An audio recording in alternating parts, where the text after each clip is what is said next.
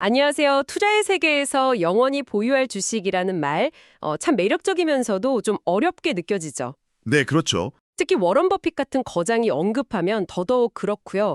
과연 어떤 기업이 시간의 시험을 견뎌내고 영원히 함께할 만한 가치를 지녔다고 평가받는 걸까요? 오늘 그 깊은 이야기를 좀 나눠보겠습니다. 네. 버핏은 좋은 사업과 좋은 경영진이 있다면 영원히 보유하는 것이 가장 좋다. 이렇게 말했죠. 근데 말처럼 쉬운 일은 아니지만요. 그의 포트폴리오에는 실제로 수십 년 된 종목들이 꽤 있습니다. 최근 주주소 안에서도 그런 가능성을 엿볼 수 있는 기업들이 언급되기도 했고요. 아, 그랬군요. 네. 단순히 오래 갖고 있는 걸 넘어서 어떤 특별한 점이 있어야 그런 믿음을 줄 수 있을까? 이게 궁금한 거죠. 바로 그 점이 오늘 저희가 좀 파헤쳐볼 핵심입니다. 총 9개 종목을 살펴볼 텐데요. 이름만 들어도 알만한 애플, 아메리칸 익스프레스, 코카콜라가 있고요. 네네. 최근 버핏의 움직임으로 주목받는 옥시덴탈 페트롤리움, 그리고 어쩌면 조금 낯설 수도 있는 일본의 5대 종합상사, 그러니까 이토추, 마루베니, 미쓰비시, 미쯔이, 스미토모까지입니다. 아, 일본 상사들까지요? 네, 이 기업들이 가진 매력과 잠재력을 좀 비교 분석하면서 과연 최선의 한 종목을 꼽는다면 무엇일지 여러 각도에서 함께 고민해보는 시간을 갖겠습니다. 준비되셨나요? 네, 좋습니다. 그럼 시작해보죠. 먼저 이 기업들이 왜 버핏의 레이더망에 걸렸는지 각자의 강점부터 짚어봐야 할 것 같아요. 역시 애플부터 시작하는 게 순서겠죠? 그렇죠. 애플은 역시 아이폰이라는 강력한 기기를 중심으로 소프트웨어와 서비스를 엮어서 거대한 생태계를 구축했죠. 네. 이건 단순히 물건을 파는 걸 넘어서 한번 들어오면 나가기 어려운 그런 구조를 만들었다는 의미입니다. 여기서 나오는 막대한 현금 흐름이 애플의 가장 큰 힘이고요. 현금 흐름. 물론 신제품 주기에 따라 매출 변동성은 있지만 그 충성도 높은 고객 기반과 높은 가격을 받을 수 있는 능력, 이게 바로 애플의 강력한 해자, 그러니까 경제적 강점입니다. 아, 해자요? 네, 장기적으로는 웨어러블, AI 기술, 특히 전력 효율이 뛰어난 자체 칩 같은 기술력이 계속해서 이 해자를 더 깊고 넓게 만들 거라는 그런 기대가 크죠. 듣고 보니 그렇네요. 하드웨어, 소프트웨어, 서비스가 이렇게 딱 맞물려 돌아가는 선순환 구조가 핵심이군요. 맞습니다. 그런데 그 강력한 생태계가 오히려 규제 당국의 타겟이 되기 쉽다. 이런 지적도 있지 않나요? 네, 그 부분도 있죠. 이 부분은 뒤에서 위험 요인 얘기할 때 좀 더 다뤄보기로 하고요. 그럼 다음으로 아메리칸 익스프레스는 어떤가요? 신용카드 회사는 많은데, 아멕스만의 특별함이 있을까요? 아멕스는 좀 독특해요. 카드 결제망을 직접 운영하면서 동시에 고객에게 대출도 해주는 그런 사업 모델을 가지고 있습니다. 아, 직접 다 하는군요. 네, 비자나 마스터카드가 결제망만 제공하는 것과는 다르죠. 특히 주목할 점은 고소득증, 고신용 고객 비중이 높다는 겁니다. 아, 그게 중요하군요. 그래서 경기가 나빠져도 연체율 같은 부실 위험이 상대적으로 낮고 소비 여력도 유지되는 편입니다. 또 단순히 결제 수수료만 받는 게 아니라 회원들에게 높은 연회비를 받거나 다른 기업과 제휴해서 카드를 만드는 소위 코브랜딩이라고 하죠. 네네. 이런 제휴카드를 통해 부가 수익을 많이 창출합니다. 신용 손실 관리 능력도 업계 최고 수준으로 꼽히고요. 고소득층 고객 기반과 다양한 수익 모델이 강점이군요. 저도 아멕스 카드를 쓰긴 하는데 연회비가 좀 부담스럽긴 하더라고요. 그렇죠. 좀 비싸죠. 코카콜라는 정말 버핏의 최애 종목으로 유명한데요. 이건 설명이 더 필요할까 싶기도 하고요. 그렇죠. 코카콜라의 힘은 역시 브랜드 파워입니다. 전 세계 어디서나 통하는 이름이죠. 네. 그리고 중요한 게 원재료 값이 오르거나 하면 그 부담을 소비자 가격에 상당히 잘 전가시킬 수 있는 능력이 있다는 겁니다. 가격 결정력이 높다고 표현하죠. 가격 결정력. 네. 덕분에 경제가 좋든 나쁘든 꾸준히 현금을 벌어들입니다. 물론 설탕세 같은 건강 관련 규제나 환율 변동 같은 위험 요인이 없는 건 아니지만요. 오랜 역사 속에서 사업 구조 조정이나 제품 다변화를 통해 이런 어려움을 잘 헤쳐왔습니다. 무엇보다 수십 년간 꾸준히 배당금을 늘려온 배당 귀족이라는 점이 투자자들에게 엄청난 신뢰를 주죠. 역시 클래식은 영원하다는 건가요? 그런 면이 있죠. 그런데 최근 버핏이 지분을 늘려서 화제가 된 옥시덴탈 페트롤리움은 좀 의외였어요. 에너지 기업, 특히 유가 변동성이 큰 석유 회사가 영원 보유 후보라는 게 선뜻 와닿지는 않는데요. 솔직히 그 부분이 가장 흥미로운 지점 중 하나입니다. 옥시덴탈은 전통적인 석유, 가스 사업 외에도 이산화탄소를 포집해서 활용하거나 저장하는 CCUS 기술에도 상당히 투자하고 있습니다. 아, CCUS요? 네, 이게 미래 에너지 전환 시대에 중요한 역할을 할 수 있다는 기대감이 있죠. 물론 유가 변동성은 여전히 큰 위험 요인입니다. 그건 그렇죠. 하지만 앞으로 상당 기간 석유 수요가 유지될 거라는 전망과 함께 미국 정부의 정책적 지원, 예를 들면 IRA 같은 것도 받고 있고요. 아, 정책 지원도? 또 하나 주목할 점은 과거 인수합병으로 늘어났던 부채를 꾸준히 갚아나가고 자사주를 매입하면서 재무 구조를 개선하려는 의지가 강하다는 겁니다.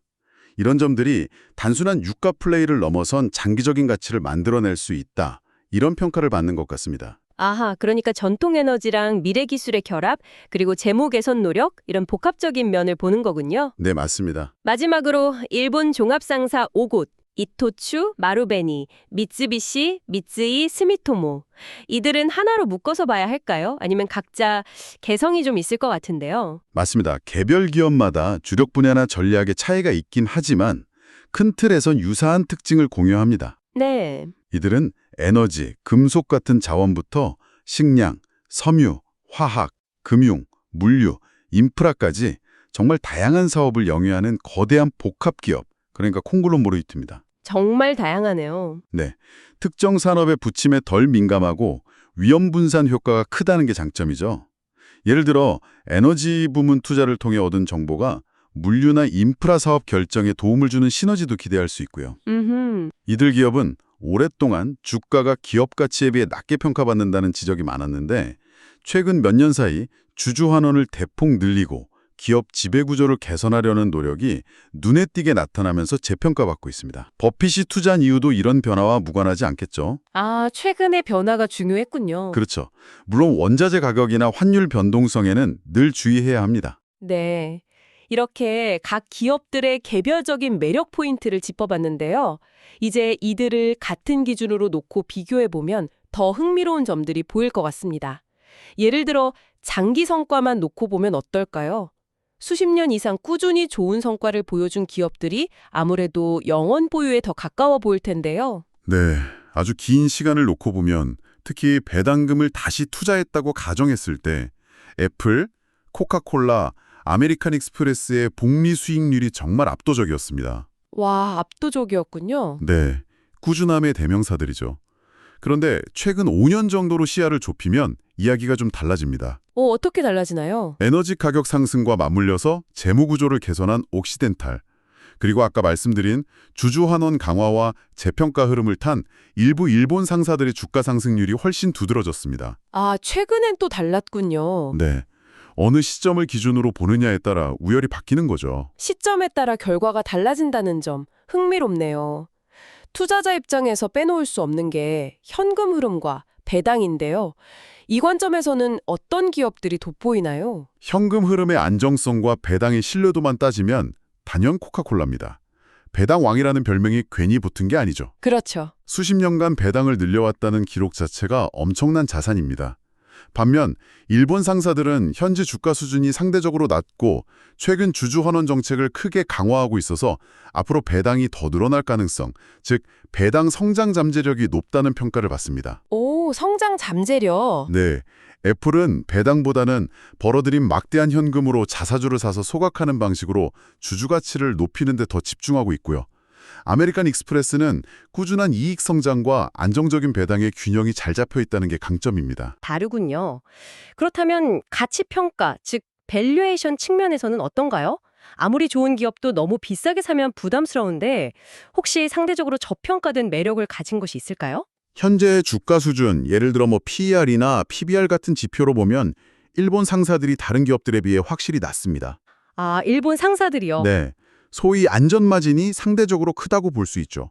옥시덴탈은 유가 변동성 때문에 평가하기가 좀 까다롭지만 부채를 줄이고 자사주를 매입하는 행동이 주가 하방 위험을 어느 정도 방어해주는 역할을 하고 있습니다. 애플은 늘 비싸다는 논란이 있죠. 그렇죠. 실제로 역사적으로 높은 밸류에이션을 받을 때는 단기적인 조정 위험이 따르기도 했습니다. 하지만 그 강력한 브랜드와 고객 충성도 그리고 끊임없는 혁신이 높은 프리미엄을 정당화해왔다는 반론도 만만치 않습니다. 역시 애플은 논쟁적인 지점이 있네요. 버핏이 입버릇처럼 강조하는 훌륭한 경영진과 지배구조. 이건 장기 투자의 핵심 중 핵심일 텐데 이 부분에서는 어떤 평가를 할 수 있을까요? 이 부분에서는 아무래도 오랜 기간 검증된 기업들이 역시 높은 점수를 받습니다. 애플, 아메리칸 익스프레스, 코카콜라는 자본을 효율적으로 배분하고 브랜드를 관리하며 위기에 대응하는 경영진의 능력과 일관성이 수십 년간 입증되었죠. 네, 그렇죠. 반면 일본 상사들은 과거에는 다소 불투명한 지배구조나 소극적인 주주 환원이 약점으로 지적받기도 했습니다. 하지만 최근 몇 년 동안 도쿄증권거래소의 개선 요구 등에 힘입어 이 부분이 정말 크게 달라졌습니다. 아, 정말요? 네.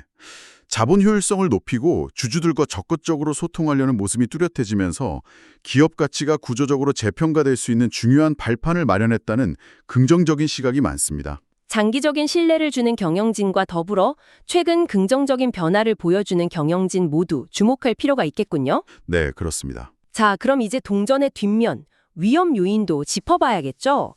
영원 보유 후보라고 해서 리스크가 없는 건 아닐 테니까요. 애플부터 시작해볼까요? 앞에서 잠깐 언급했던 규제 리스크 같은 거요? 맞습니다. 애플의 가장 큰 위험 요인은 역시 각국 정부의 반독점 규제의 강화 움직임입니다.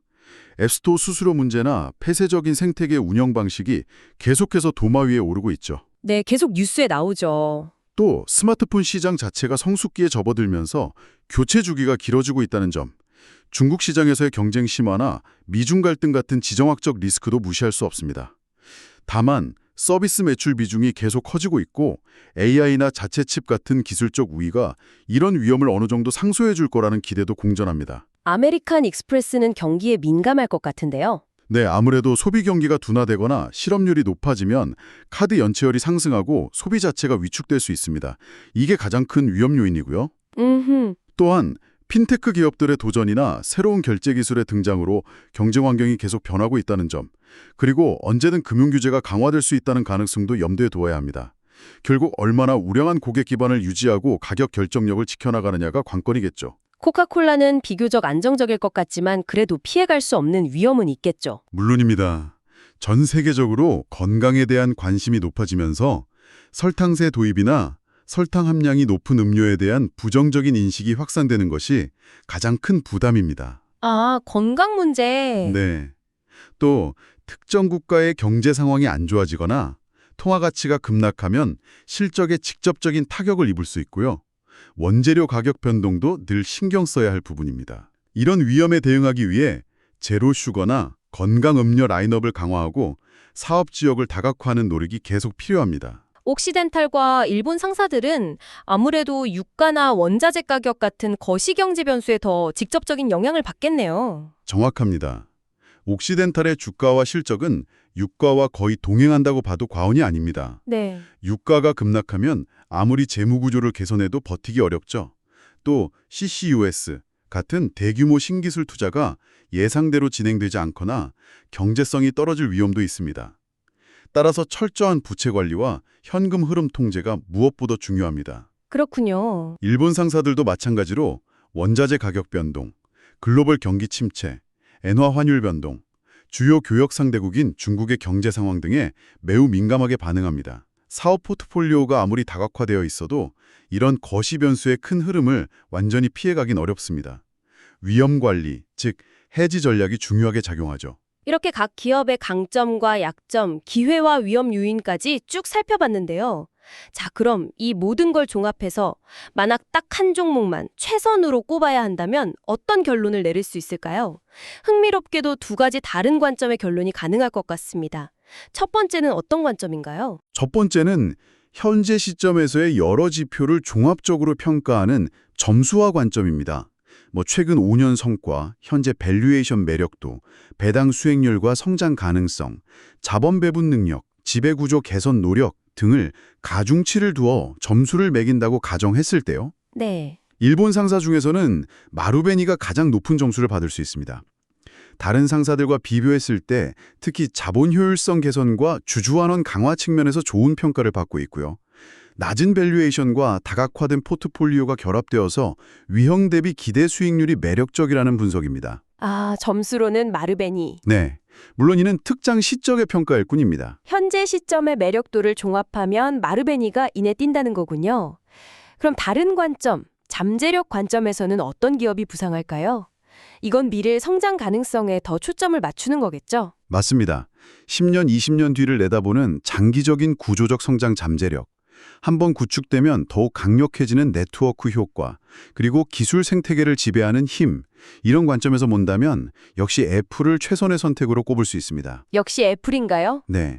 스마트폰을 넘어 AI, 특히 기기 자체에서 AI를 구현하는 온디바이스 AI 시대를 주도할 가능성, 자체 칩의 압도적인 효율성, 서비스 부분을 넘어 광고, 금융, 헬스케어 등으로 계속 확장될 수 있는 잠재력. 와, 확장 가능성이 정말 크네요. 그렇죠.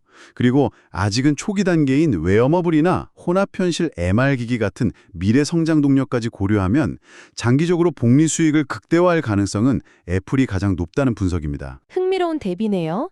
현재의 매력과 미래의 잠재력, 어떤 가치에 더 무게를 두느냐에 따라 선택이 달라질 수 있다는 거군요. 네, 그렇습니다. 꼭 하나만 고집할 필요는 없을 수도 있겠어요. 이들을 잘 조합하는 전략도 가능하지 않을까요? 물론입니다. 오히려 그게 더 현실적인 접근일 수 있죠. 예를 들어 포트포리오의 중심축으로 장기 성장성이 기대되는 애플을 가져가면서 안정적인 현금 흐름과 배당을 제공하는 코카콜라나 아메리칸 익스프레스를 함께 담는 겁니다. 아, 균형을 맞추는 거군요. 네, 이렇게 하면 기술 성장주와 가치 배당주의 균형을 맞출 수 있겠죠. 여기에 추가로 현재 밸류에이션 매력이 높은 일본 상사, 예를 들어 앞서 언급된 마루벤이나 혹은 자원 부문에 강점이 있는 미쓰비시 같은 곳을 일부 편입해서 가치주 비중을 높이거나 원자재 가격 상승에 대비할 수도 있습니다. 네네. 옥시덴탈 같은 경우는 좀 더 전술적으로 활용할 수 있겠죠. 유가 상승 기대감이 높아지거나 부채 감축 목표 달성 같은 긍정적인 이벤트가 있을 때 비중을 늘리는 식으로요. 아, 탄력적으로. 네.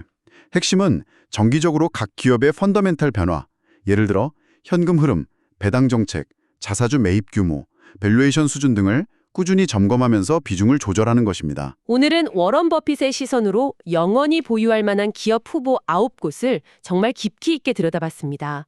현재 가치 중심의 점수화 관점에서는 마루베니, 미래 잠재력 중심으로는 애플이 각각 매력적인 선택지가 될 수 있다는 분석, 무척 흥미로웠습니다. 네, 결국 어떤 기준을 중요하게 생각하느냐에 따라 최선의 답은 달라질 수 있습니다.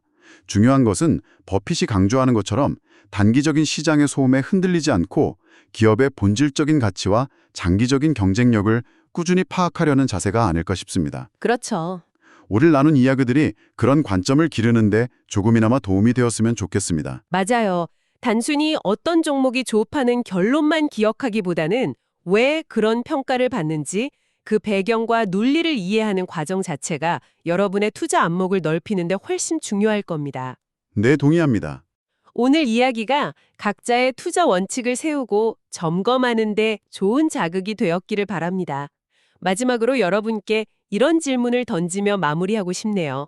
만약 여러분이 영원히 보유할 단 하나의 기업을 골라야 한다면 지금 당장의 매력적인 점수와 불확실하지만 거대한 미래의 잠재력 중 당신의 선택은 무엇일까요? 정답은 없겠지만 한번 진지하게 고민해 보시는 것도 의미 있을 것 같습니다. 좋은 질문이네요. 오늘 저희가 준비한 이야기는 여기까지입니다. 함께해 주셔서 고맙습니다. 감사합니다.